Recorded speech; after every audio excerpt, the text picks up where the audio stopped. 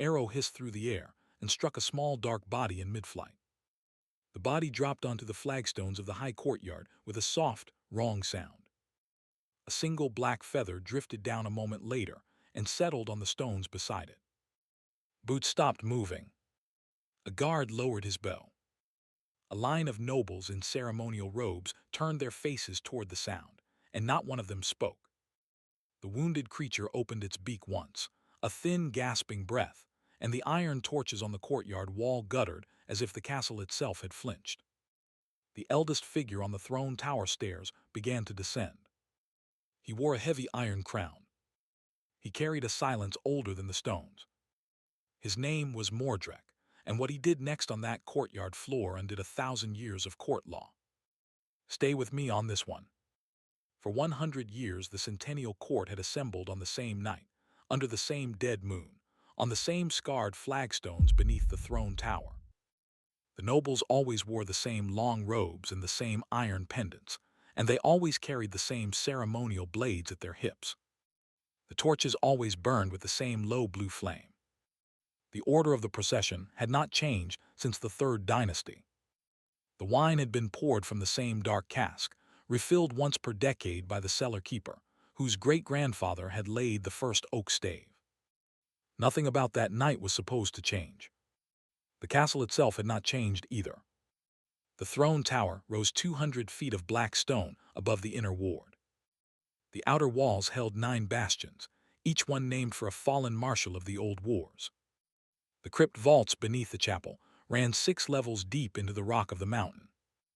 Inside the deepest vault rested 12 sealed sarcophagi of vampire queens long past, and the 13th slot, the freshest, held the body of Queen Lysara. Above each sarcophagus, a single carved raven watched the dark with empty stone eyes. Mordrek had ruled through 9 of those gatherings. 9 times he had stood on the high stair, lifted the iron crown above his white hair, and lowered it onto his own head while every noble in the kingdom watched. 9 times he had spoken the same 6 words of binding. 9 times the dead moon had answered with a long pale silence. He was not a king who shouted. He did not need to. The courtyard listened to him the way a forest listens to a coming winter. Those who knew him well, and there were perhaps 4 left in the world, would tell you that Mordrek had not been the same since the queen's death.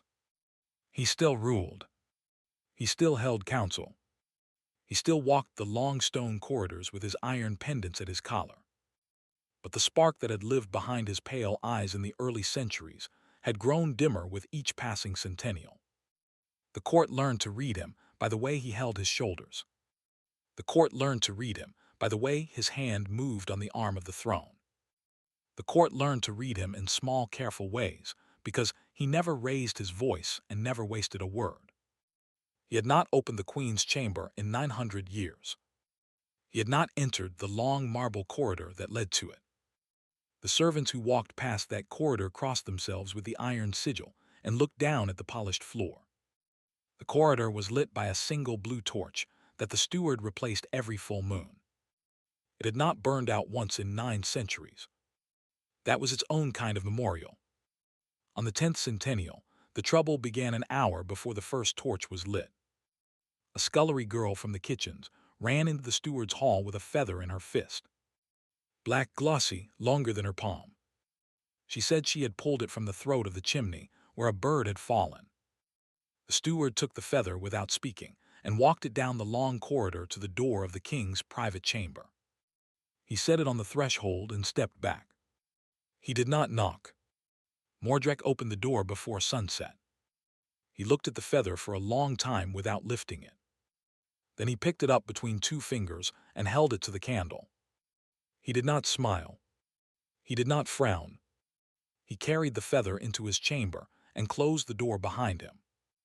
Inside that chamber sat an old silver perch by the window, and on the perch had once sat a raven the color of polished coal. The raven had a name that only Mordrek was permitted to speak, and the name was Corvin. Corvin had ridden the king's shoulder for nearly 100 years. He had carried small folded notes between the king and his queen, long before the queen was lost. He had ridden into the field of battle on the brim of the king's iron helm. He had been gone from the chamber for 7 nights. The king set the feather on the silver perch and turned to the window. Below in the courtyard, the torches were being lit.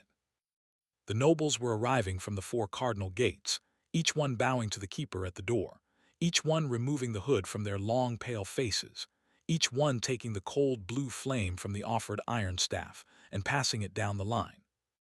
The ceremony required 200 torches. It required 12 goblets of dark wine.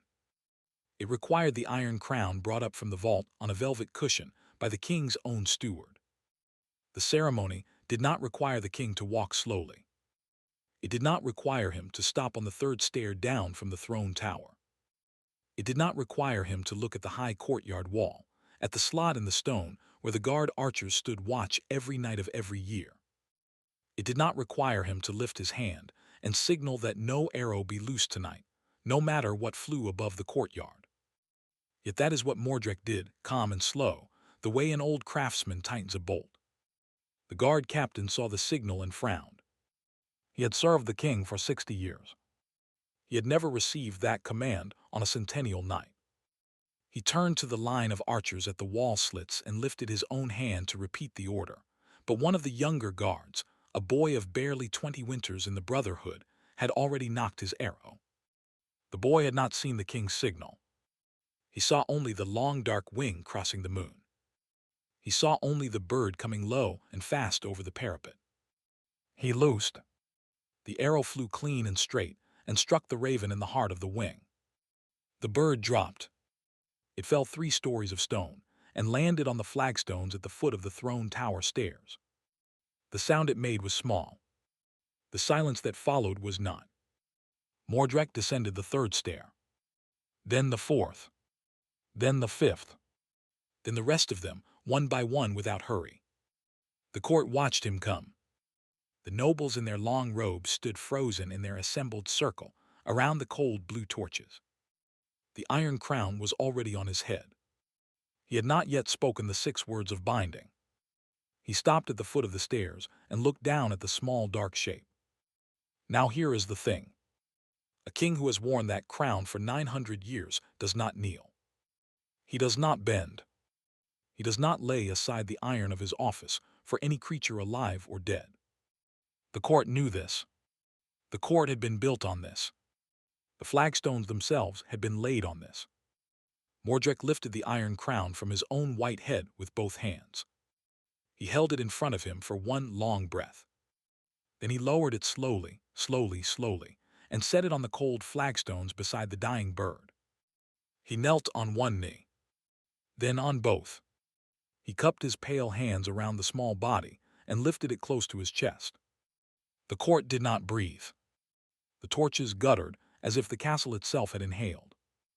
Up on the high stair, the steward dropped the velvet cushion. The captain of the guard let the staff of office fall from his fingers. The young archer at the wall slit had already lowered his bow, and his face was the color of bone. None of them moved. Mordred did not look up at them. He looked only at the bird in his hands. The raven's small black eye opened once and closed. The king leaned his white head down close and whispered a word against the broken wing. It was not a word in the court tongue. It was not a word in the merchant tongue. It was the old midnight tongue that only the king and the lost queen and the bird itself had ever known. The bird named Corvin opened his eye one more time. The eldest of the nobles, a long-faced lord called Vethric, stepped forward from the assembled circle. His old hand drifted to the hilt of his ceremonial blade. The blade had hung at his hip through 6 centennials. It had never once been drawn. He drew it now. He held it up so that the cold blue torchlight ran along the dark steel. Then he turned his wrist and laid the blade flat on the flagstones beside the iron crown. He stepped back into the circle. The lord beside him, a broad-shouldered woman called Ina, watched Vethric without expression for one long moment. Then she drew her own ceremonial blade. She laid it on the flagstones beside the first. She stepped back. The lord beside her did the same. The lord beside him did the same. One by one, with no spoken command and no exchanged glance, Every noble in the assembled circle stepped forward, drew the blade they had carried for a lifetime, and laid it down on the cold stones in silent solidarity with their kneeling king. When the last blade had been laid, there were 47 of them, fanned in a long pale arc around the iron crown, and the small dark bird and the white-haired king who had not yet lifted his face. The cold blue torches burned on. The dead moon held its position above the throne tower. The flagstones were warm now, in a small circle, where Mordrek's pale hands cupped the body of his oldest friend. The young archer at the wall slit pressed his forehead against the cold stone and wept without sound. He had been 6 months in the Brotherhood. He had been told the orders for Centennial Night 100 times. He had been told that no creature, mortal or feathered or four-legged, was permitted across the courtyard wall during the binding. He had been told that the court of the Vampire King was the most ancient law on the dark side of the world, and that the law was iron. He had loosed his arrow exactly as the law required. He had committed no crime by the law of the court. He had still done the thing he could never undo. The captain of the guard climbed the narrow stair of the wall slit and laid a hand on the young archer's shoulder. He did not speak. He did not need to. The boy understood. The captain stayed beside him through the rest of what happened in the courtyard below. Mordrek rose, very slowly, the small dark body still cradled against his chest. He did not lift the iron crown from the flagstones. He did not look at the kneeling court. He turned and walked, soundless in his long ceremonial robes, across the cold blue arc of laid-down blades. He climbed the throne tower stairs. Vethric and Ina and the rest of the nobles watched him go without rising from their bowed positions. He did not stop at the throne. He passed the throne and the high steward's bench and the long oak doors of the council hall, and he climbed the narrow stone stair that wound up the inside of the tower to his private chamber. The candle in the chamber had burned down low. The silver perch by the window stood empty. He set the small dark body on the perch. He arranged the broken wing as well as he could. He sat down on the cold stone floor beside the perch, in his long ceremonial robes in the candlelight, and he did not move for a long time. If you're still with me, hit that subscribe button. The bird opened his eye. It was a small motion, weak as a candle in a draught, but Mordrek saw it from where he sat. He leaned closer. The bird made the smallest sound in his throat. It was not a call. It was a soft, broken note in the old midnight tongue, the same note the lost Queen Lysara had once whispered to the bird on her shoulder when the bird was young, and the queen was alive, and the king had been a different kind of man. Mordrek lifted the bird from the perch with both hands and held him close. He spoke a long, soft sentence in the old tongue against the broken wing. The bird answered with another small note. The king answered back. The conversation went on through the small hours of the night, in a chamber lit only by one stub of candle, between a king 900 years old and the last living creature in the world that had ever heard his queen's voice. The bird, named Corvin, had been bonded to Queen Lysara when the queen was a young vampire bride only 30 years past her crowning. She had taken him from the high cliff nest of his mother as a fledgling and raised him on torn meat in her gloved hand. She had taught him to ride her shoulder. She had taught him the old midnight tongue, one careful word at a time, because she said no creature in the dark world should be without a friend who spoke its language. She had lived only 90 years after that. The bird had outlived her by 9 centuries. Through every one of those 9 centuries, Mordrek had spoken to her through the bird. He told the bird the small news of the court. The bird carried it home in his small black mind and held it there. The bird, in turn, would sometimes lift his head at a moment when the king was alone in the candle-lit cathedral of his memory, and he would make a soft note that was the exact shape of one of the queen's old laughs. In that moment the king would close his eyes and hold very still, and the long-dead queen would be in the room with him for the length of one breath. If the bird died, the queen would not be in the room with him anymore. The bird's small chest rose and fell. The king held him through the rest of the night. He did not summon a physician. He did not summon the high steward. He did not summon the court. He did not lift the iron crown back from the flagstones in the courtyard below. He simply sat in the candlelight with his oldest friend on his chest and waited. The court physician, a sharp-eyed lord called Drosselin, had once examined the bird in the queen's lifetime. He had found nothing wrong then. He would find nothing useful now. The blood oath that bound the bird to the queen was older than any medicine in the dark world. When the bird was finally gone, no physician could undo what the silence would leave behind. Mordred knew this without being told. He had served as his own physician of grief for 900 years, and he had not yet learned to mend what was about to break. Down in the courtyard, Vethric the eldest noble lifted his head from his bowed kneel and looked at the others in the long pale arc. He did not speak. He moved one finger. The other nobles understood. None of them rose. None of them left. They settled deeper into their robes and prepared to keep their vigil until the king returned. A vampire courted vigil does not need to eat or drink. It only needs a reason. The reason that night was older than the law of the court itself. He whispered into the broken wing every apology he had been holding for 900 years. He apologized for the night the queen had gone to the forest alone, because he had been angry about a small thing and would not ride with her.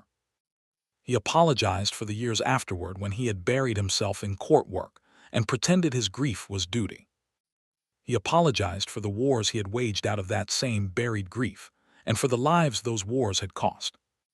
He apologized for the centuries he had walked the candle-lit cathedral of his private chamber alone, and for every time he had failed to listen for her voice when the bird made the small note that was the shape of her laugh. The bird listened to every apology. He answered each one with the smallest possible note. The notes grew softer through the night. The candle grew shorter. The dead moon over the tower window slipped slowly westward toward dawn. Mordred apologized for the small things too. He apologized for the morning he had been too hurried to lift the bird onto his shoulder and had brushed past the silver perch without a touch. He apologized for the night he had snapped at the bird in a moment of court frustration, when the bird had only been trying to nudge a piece of parchment into the king's gloved hand. He apologized for the long winter when his grief had grown so heavy that he had ordered the bird locked in the chamber for a fortnight because the sound of the queen's laugh in the bird's throat had been more than he could bear. The bird had not held that against him then. The bird did not hold it against him now. The bird simply made the smallest possible note in answer to each apology, and the small notes accumulated into a long, quiet music in the candlelit chamber. At one point, deep in the small hours, Mordred realized he had been speaking aloud to the bird for so long that his throat had gone dry. He stood carefully, the bird still cradled to his chest, and walked to the small side table where a goblet of midnight wine had been set out before the ceremony began. He lifted the goblet with one hand and drank a single slow sip. The wine was the color of old iron. It tasted of nothing. He set the goblet back down. He returned to the floor beside the silver perch. He resumed his quiet speaking. The bird resumed his quiet answering. Just before dawn, the bird lifted his small black head one last time and made a single clear note. It was not soft. It was clear as struck glass, and it filled the small candle-lit chamber with a sound that the king had not heard in 900 years. It was the exact note of the queen's laugh. The king closed his eyes and held very still. The queen was in the room with him for one full, long breath. Then the bird's small head dropped against the king's chest, and the breath ended, and the room was empty in a way it had never been empty before. Mordred sat in the silence for a long time. The candle went out on its own. When the first cold gray light of dawn came in through the tower window, the king rose. He carried the small dark body down the stair. The 47 nobles were still in the courtyard. They had not risen. They had not slept. The cold blue arc of their laid-down blades still fanned around the iron crown. They had stayed through the night to keep their king company in his vigil, in the only language a court of vampires knew how to speak. He walked through the center of them. He stopped in front of the iron crown. He did not lift it. He knelt one more time and laid the small dark body beside the crown on the cold flagstones. Then he straightened, and at last he lifted the crown back onto his white head. The iron sat heavier than it had ever sat before. He spoke 6 words. They were not the 6 words of the binding. They were 6 different words, in the old midnight tongue, and only Vethric the eldest noble understood them. Vethric's old face folded inward for one long moment, and a single dark tear slipped down his cheek. He nodded once. The other nobles, who did not speak the tongue, watched their king and understood the meaning from the shape of his mouth without knowing the words. The king turned and climbed the throne tower stairs. The nobles rose one by one. They lifted their blades from the flagstones. They sheathed them at their hips for the last time in their long lives.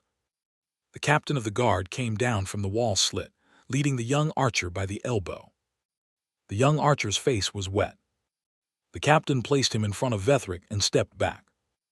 Vethric looked at the boy for a long, quiet moment. Then he placed a hand on the boy's shoulder and spoke one sentence so softly that only the boy could hear. The boy lifted his eyes. He nodded.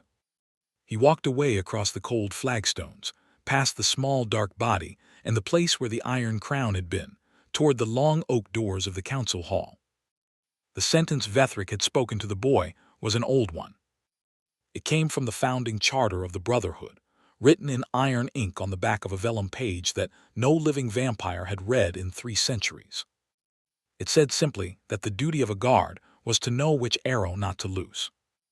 Vethric had carried that sentence in his memory for 600 years, waiting for the night he would need to speak it. He had hoped he would never need to. He was glad, in his quiet old way, that he had been able to give it to a boy who would still have many long centuries to carry it forward. Ina stepped beside Vethric and laid her hand on his sleeve. The two of them watched the boy disappear through the council hall doors. Ina said nothing. Vethric said nothing. After a long moment they turned together and walked toward the small spiral stair that led up to the throne tower. They did not climb the stair. They simply stood at its base, side by side, 2 old nobles in long ceremonial robes, keeping a quiet sentry at the foot of the climb their king had made alone. The other nobles, one by one, found their own quiet posts in the inner ward. Some stood at the gates. Some stood at the wall slits. Some stood at the doors of the chapel below. None of them spoke. None of them left their posts until the king's procession to the crypt began at dusk. By midday, the small dark body had been wrapped in black velvet and carried to the sealed crypt of Queen Lysara. The procession down to the crypt was the longest the court had ever walked.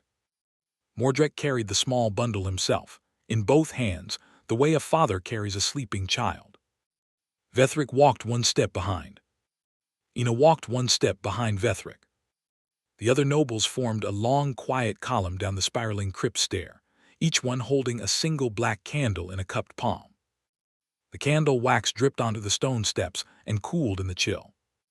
The drops are still there, 6 small black spots on each step if you know where to look. At the door of the queen's chamber, the king paused. He set his free hand against the iron of the door for one long breath. The iron was cold and old. He pushed the door open. The hinges did not complain. They had been oiled every full moon for 900 years by a servant whose only task was the oiling of that one door. Inside the chamber, the queen's body lay where she had been laid 9 centuries ago, wrapped in the same long white veil, holding the same iron sigil to her chest. She had not aged. She had not decayed. The dark blood oath of her line had preserved her exactly as she had been on the day Mordred had placed her in the marble. He had not looked at her face in 9 centuries. He looked at her face now. The face had not changed. He had. He laid the small dark body in her gloved hand. He arranged the broken wing as well as he could. He bent and pressed his pale forehead to hers for the length of one long, quiet breath. Then he straightened and stepped back. Vethric stepped forward and lit the small black candle and set it on the stone shelf above the queen's head. Ina stepped forward and laid a single black feather, the longest of the 47 gathered from the courtyard, across the queen's wrist. The other nobles, one by one, came forward and laid their candles in a circle around the sarcophagus. By dusk it had been done. By midnight the iron of the crypt door had been sealed for a second time, by Mordrek's own hand, with a sigil that no living vampire in the court could read. He sat for an hour against the cold crypt door, in his long ceremonial robes, and he listened. He thought he heard the queen's laugh one more time. He could not be sure. It might only have been the wind in the stone. He rose. He walked back to his chamber. He lit a new candle. He sat by the empty silver perch through what was left of the night. The young archer was no longer in the Brotherhood. He had been given a new post in the gardens of the lower court, tending the small gray doves the queen had loved when she was alive. He would do that work for the rest of his long life, and he would be good at it. The captain of the guard had requested the transfer himself, in his own hand, by Vethric's quiet suggestion. The cold blue torches in the courtyard were extinguished before dawn. The 47 blades were carried back to the noble houses. None of them were ever drawn again. Each one was hung on the wall above the hearth in its house, and beneath it was hung a single black feather, polished and long. The feathers had been gathered, one by one, from the cold flagstones at the foot of the throne tower stairs, by Vethric himself, while the king climbed the tower with the small dark body in his hands. In the candle-lit chamber, Mordrek opened a small wooden box he had not opened in 900 years. Inside was a folded note in the queen's hand. The bird had carried it to him on the last morning of her life, and he had been too afraid to read it then. He unfolded it now. The ink was faded, but the words were clear. He read them once, in the quiet of the empty chamber, and then he set the note down on the silver perch in the place where the bird had always sat. He blew out the candle. He turned to the window. The dead moon was sliding down toward dawn again, the way it had 100 times before. He whispered one word into the empty chamber, in the old midnight tongue. It was the word the bird had answered with on every night of 900 years. The chamber answered him only with silence. He listened to the silence for a long time, and then he smiled very faintly, because he understood at last that the silence was its own answer, and that the queen had finally been allowed to rest. Down in the lower court gardens, the young archer was already at work. He had been given a small iron whistle and a leather bag of crushed grain. He moved among the small gray doves with quiet hands. The doves came to him without fear. He fed them one by one. He learned each of their small noises by heart. He served in those gardens for the rest of his long life, and the doves were good to him, and he never again carried a bow.